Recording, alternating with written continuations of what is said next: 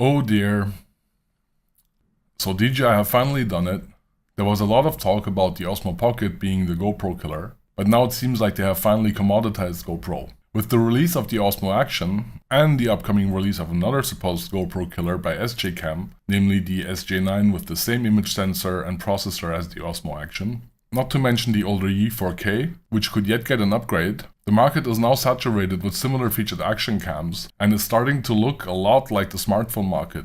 Smartphones are rapidly turning into a commodity where price is the main purchase criteria, and that's what's about to happen in the high-end action cam space. This DJI announcement might well be the final nail in the coffin for GoPro, and interestingly enough, American GoPro's coming demise is due to better innovation and product development by a Chinese competitor, and not, as usually the case, just a lower cost offering.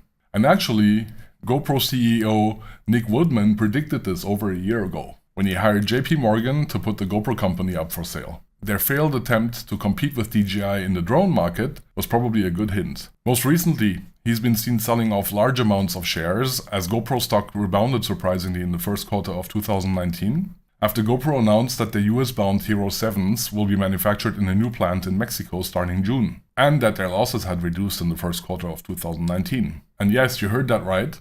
GoPro is losing money, and that might be a more serious problem now than it was before DJI's announcement. The DJI Osmo Action will compete directly with the Hero 7 Black, which represents 65% of GoPro sales. Given that the video quality of the Osmo Action should be slightly better than the Hero 7 Black, Osmo Pocket versus Hero 7 Black side-by-side comparisons make this apparent, and Osmo Action uses the same sensor and chipset as the Pocket, and given DJI's credibility in the small camera market, there will not be many reasons to choose a Hero 7B over an Osmo Action if the prices are similar. GoPro's Hero 7 Silver sales have been well below expectations, which led to a $100 discount on Amazon as they had too much inventory. And this is a clear sign that the mid-tier of the action cam market is already commoditized. Speaking of prices, the Hero 7B is currently on sale on Amazon, not by a huge amount, but that might change once the Osmo Action starts shipping.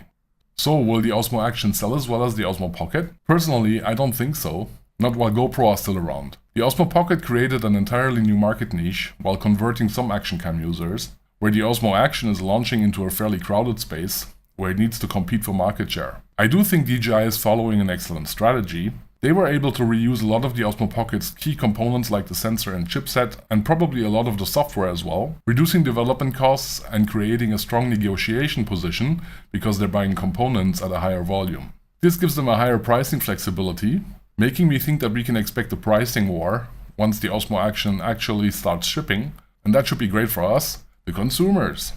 I don't exactly know what GoPro have on their roadmap besides selling their company, but if you have a look at Ambarella's website, it could well be an 8K and 4K 120 version of the GoPro, which will also be accessible to DJI and SJCam, of course, because those are Ambarella's developments. However, people focusing on their future, past selling their shares, usually don't spend much time on new ideas and try to solidify the present situation, as illustrated by the production move to Mexico.